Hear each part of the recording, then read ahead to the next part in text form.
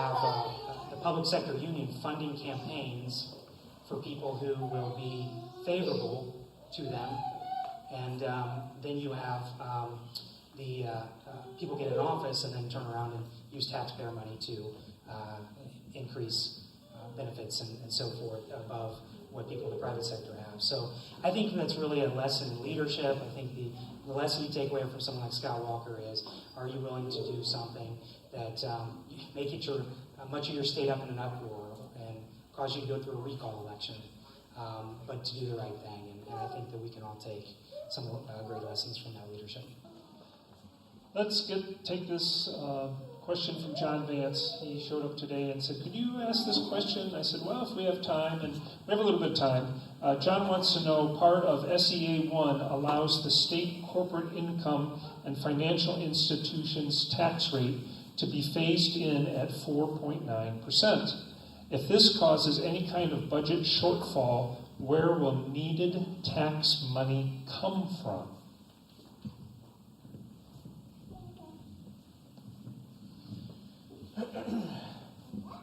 I think that's a good question, because, like I said previously, if the city and county aren't willing to cut their budget and cut some of the fat, there's going to be a shortfall. But I also look down the road and I know how they want to streamline the county governments. So could that be an excuse down in the future to just streamline the county governments? And that's something I'm completely against. So I think, essentially, it's going to have to be cut spending. We're going to have small, limited government. And that's where I see you're going to have to cut the spending somewhere. With the balanced budget requirements that we have, I believe that it would mean a cut, a deduction in some other item. It is something that I think we're becoming increasingly more sophisticated in terms of those things that we've granted in the past, going back and taking a look at them and applying the standards that we originally had to see how they've done in terms of implementing the benefits they've derived. So I believe we're becoming more sophisticated and more knowledgeable with regard to handling those situations. The corporate income tax rate reduction, after being fully phased in, will make Indiana the second lowest corporate income tax rate in the country, with our already positive business climate. I think that's a really good thing. We actually asked this question over and over from a lot of the people, the financial whizzes down there, because nobody wants to be in a position where all of a sudden overnight you're looking at this massive crisis, and then you have Democrats screaming, we need to raise taxes, we need to raise taxes. I can say that the state has said, absolutely not. We think we're going to be just fine. That said, I think Chris is right. If there is a shortfall, it's a state income. The state's going to have to live within its means. We can't print money like the federal government can, and there's not an appetite at all, I can assure you, for tax raises. So we'll have to live within our means. Yeah, I agree. The thing that we need to do is we need to cut that tax. And what does happen, and a lot of people don't understand, in the companies that I work with, if you do this and you reduce that, the more companies that come on, the more tax revenue, the more jobs we create, the more tax revenue we create. So it's going to come back to us in one way or another. We're going to create more jobs too. Things we got to stop doing is we got to stop taking that money and spending it on barriers like we put up along, which is called the sound barriers, along I-69, which millions of dollars, $5 million, even more, was spent on those barriers. I work with Culver's Restaurants, and we do projects out here, and we've lost 18% of our business. And what's happening is that when you lose 18% of your business, that also causes the value of the properties to take a plunge. And when you look at the tax revenue value, even you appraise that property, it's going to appraise for less. And if it appraises for less, we're going to have less tax flow, less money. Who's going to make up for that? Are we going to go after somebody else on the street and have them pay for it? Raise their taxes? Find some other way to take it out of their homes and take it out of their, let's just raise the price, let's raise the value of the house. Maybe we can dig it out that way. We can't be doing that. We've got to create jobs for Fort Wayne. We've got to create jobs for Allen County. We've got to create jobs for the state of Indiana. And we need a lot of support in doing that. I'd like to ask one more question and then have each of you gentlemen stand up and give a 2-minute concluding statement, if that's okay. Sounds good? I'll ask you guys later. This question is actually related to something like that. What is your stance on township government, and do you think it is worth keeping the township government system in Indiana?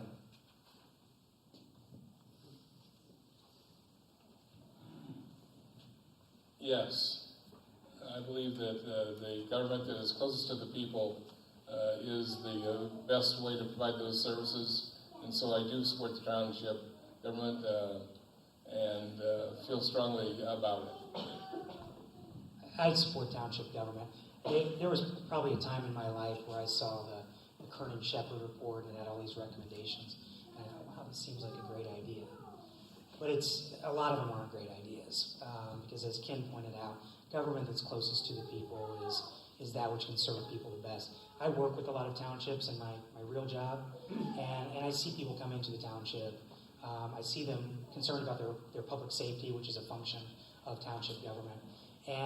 So it's made an impression upon me what the value that's brought to local government. I had the opportunity to talk with a number of township trustees who came down to Indianapolis for one of their conventions, and these are great public servants who are just citizen trustees who very much care about the people in their townships, and I think we should preserve that structure.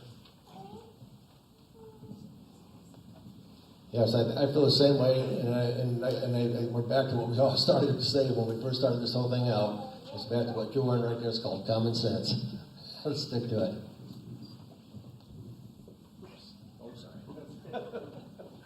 Yes, I'm completely against the streamlining of our county governments. I grew up in rural Whitley County, Jefferson Township, and actually my mother had a fire while they were building their house out there 4 years ago, and it was the Jefferson Township Fire Department that put out the fire.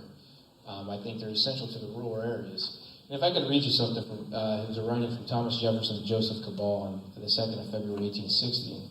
I'll read you a quote. It says, "It is by dividing and subdividing these republics, from the great national one down through all its subordinations, until it ends in the administration of every man's farm by himself, by placing under every one what his own eye may superintend, that all will be done for the best."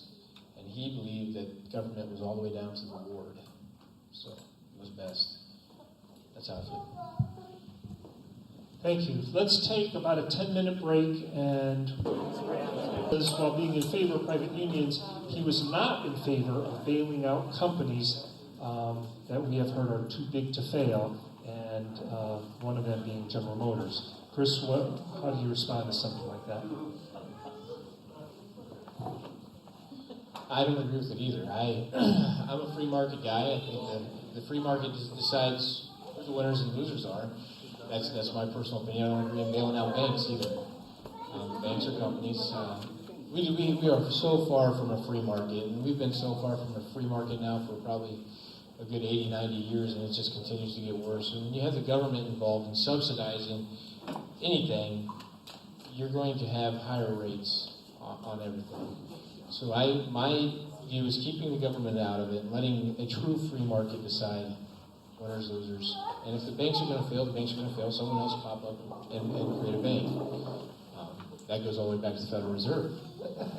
We could talk for hours on that. So I don't believe in picking winners and allowing the government to pick winners and losers. Any gentlemen want to respond, make a comment? As Chris was talking, it reminded me of a story about Youngstown, Ohio, which had a major steel plant. And steel plant employed thousands of people in the area, went bankrupt, went under, everyone was laid off.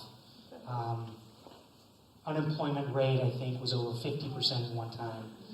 And then smaller companies came in, they built themselves up, the unemployment rate dropped to 4%. And that's a great lesson in free market economy or quasi-free market economy. The government shouldn't come in and just start bailing out the big steel industry, and that the market will eventually correct itself. Yeah, I agree with free market. I used to have a business of my own. I've worked in the one in TV, DC Electronics for 25 years and got a business for myself again. So either way, you work your way from the bottom, you work your way up, and you learn a lot from that, and you have abilities to teach others to do the same way. Question from Mr. Dave Armstrong.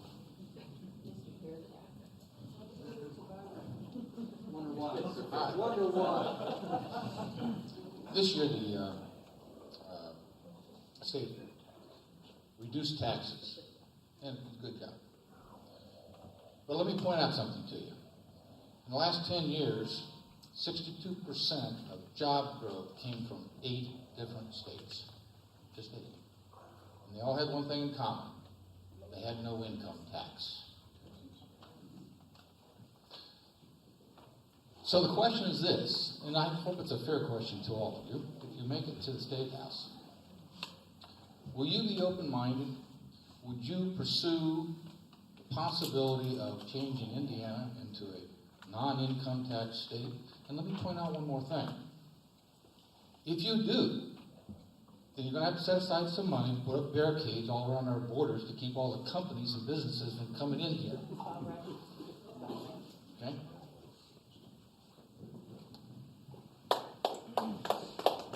Yeah, I agree with you 100%. Definitely agree with you that we need to keep the jobs in our own country, and we need to focus on that. When you talk about taking down, that's like I said, take down the walls, bring the businesses in, and let's keep it going and reduce the taxes to 0.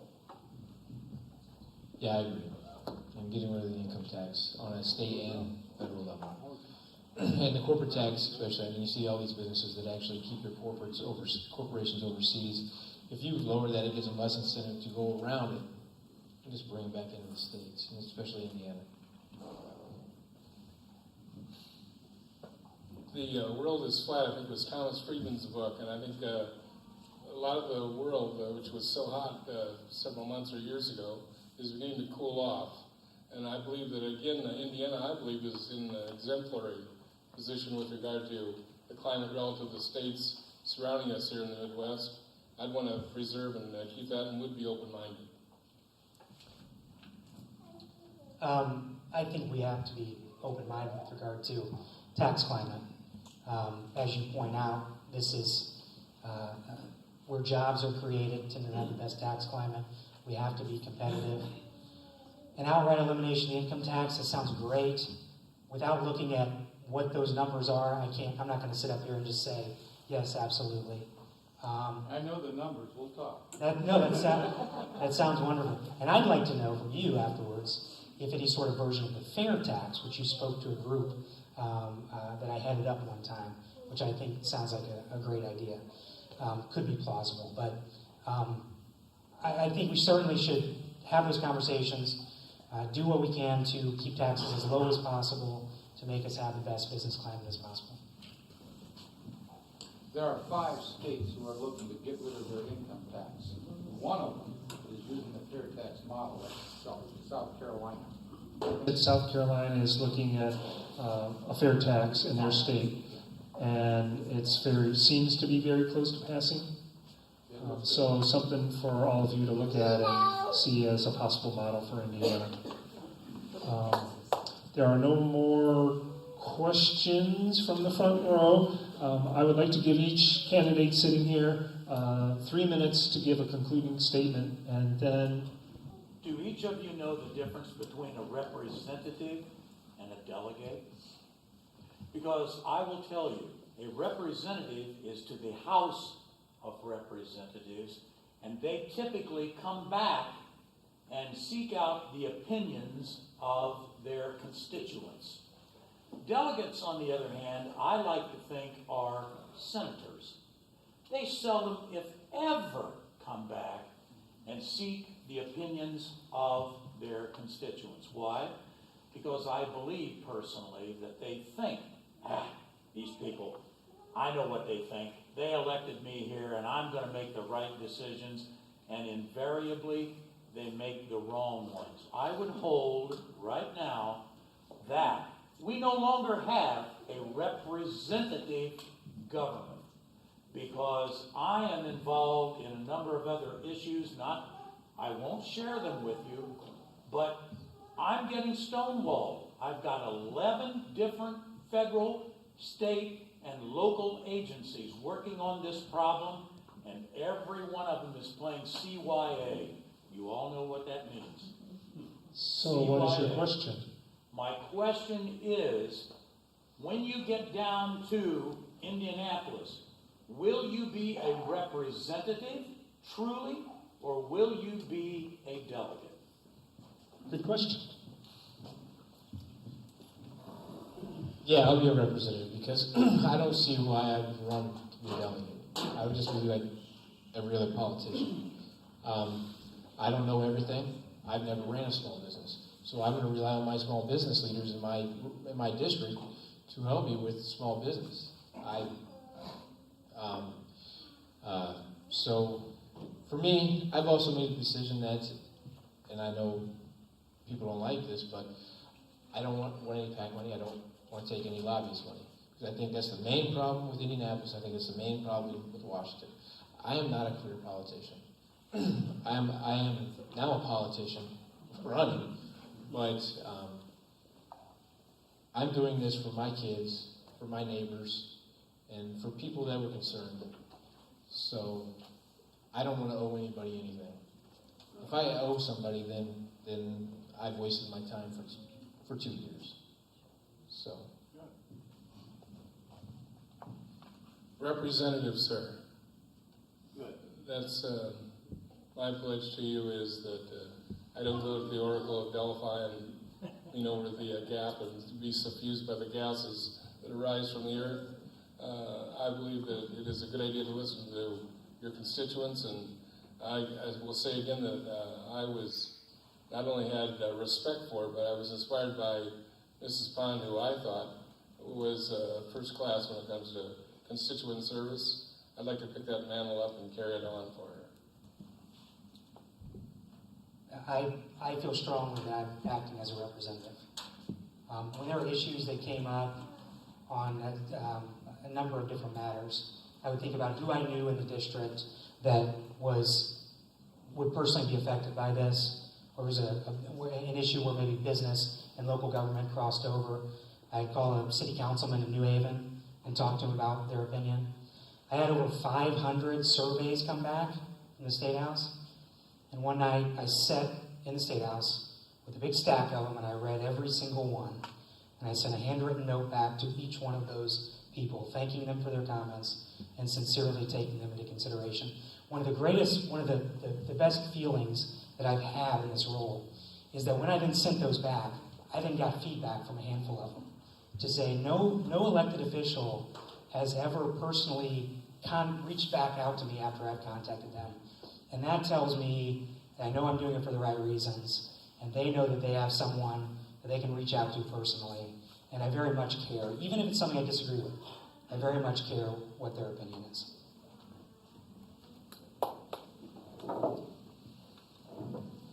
I feel strongly as a representative for the fact that I was raised in a Christian family.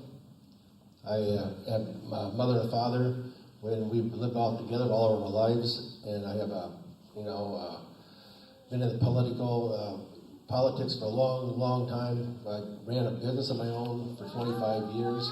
I've raised 3 kids that are now growing up, and I do now have grandkids. And I've been doing this for many, many years, from seeing it from my father to myself here today. And I just feel that there's a lot of things that have to be we have to pay attention to. I think somebody that's coming from the low side, from the young side, has lots and lots and lots of things to learn from what's about to happen. And we are here, the people that's looking at me here now, know that where the problems are at. We're very aware of it. But we've got a generation that's been turned totally upside down. We don't put God first, and that's our biggest problem we face today. God needs to be first in our eyes. We've got to look at Him and ask Him, what should we do? Where should we go? How should it be done? Then when we do that and make that decision, we need to look at the Constitution. The Constitution is very important. If you take a look at the layout, the pamphlet I handed out to everybody here, there's 28 things I wrote down for you to take a look at. Read it, listen to it, and ask yourself a question. Who you have in office today, should they be there? You know what bills are passing, you know what they're representing. And after that, then I'll decide from what the people say. God bless. Okay, let's have each candidate take 3 minutes. As a lifelong resident of Woodburn and Allen County, my sense is that I and my family have been richly blessed and indebted to live here in Indiana and Allen County and America. As a retired educator, as a person who's worked in northeastern Indiana industry, I present myself and my background as a candidate for your consideration as a citizen legislator. No doubt there are others who are, additionally to this opportunity, who are outstanding members of the 85th District. It's my hope that my unique combination of professional experience, military service, community activism will qualify me as worthy of your consideration. I like to think that I have a similar desire and enthusiasm that Phyllis Pond had back in 1978 when she began her career. I pledge to you that if you will give me your vote, I will work hard and diligently to represent you, and the word is represent you, down in Indianapolis. Kanabo is a hard name to remember. I just ask you to remember this: send Ken. Thank you.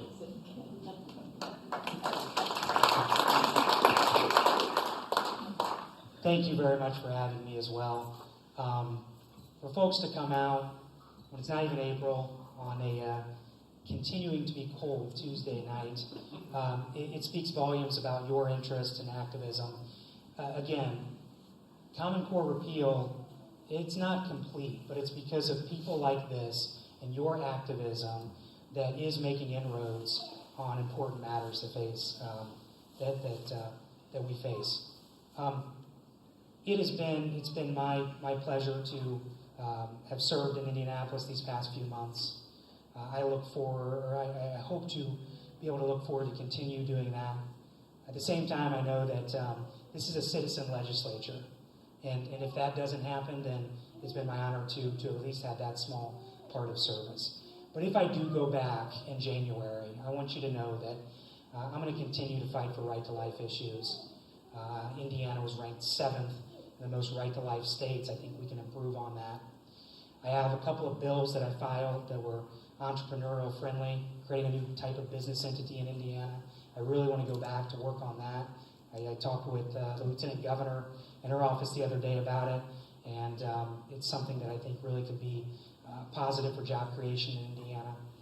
And I want to continue to serve constituents. Again, as I said, I really love that question because it is the most gratifying thing that I have had in my very short time in the legislature.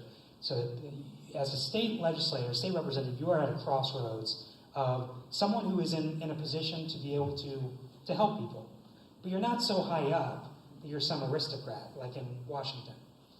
And when people, you give them your cell phone number and you tell them, call me if you have any problems, or call me if whether it's something about not getting their state pension or having some issue with FSSA, or if they just have an opinion on an issue. It's the most gratifying thing to be able to talk with that person. I've gone into their homes, I've had coffee with them, to truly take it into consideration, and that's what a representative is. And with the voters' consent, I would enjoy to do that another 2 years. Thank you for having me.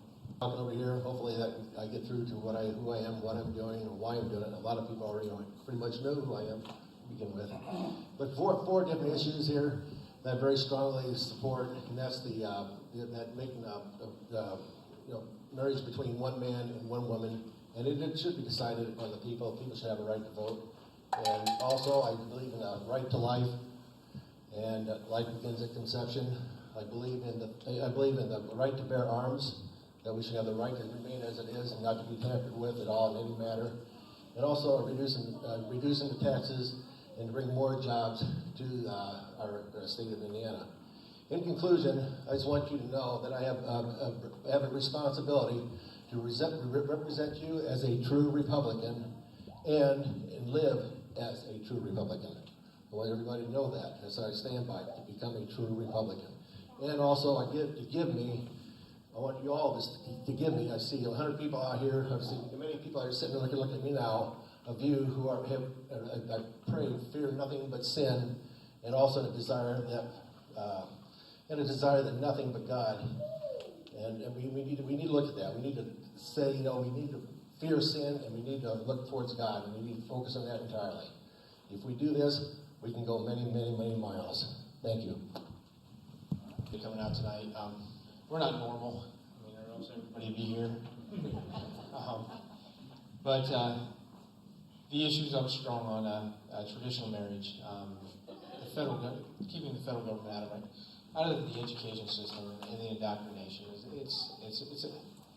It's a process that we have to stop here in Indiana. I'm going to go door to door. I'm going to reach out and touch as many hands as possible. And I just want to thank you for coming here tonight. And I think if it's God's will, I'll be a representative. If it's not, it'll be one heck of an experience that I did the next month and a half. So I just want to thank you. We appreciate your answers and your candor. If there's any other candidates sitting that would like to say a couple words before we conclude. I'm a partner and a senior litigator with the law firm of Beers, Mallers, Batts, and Salem. And I'm running for the Allen Superior Court Civil Division Judge.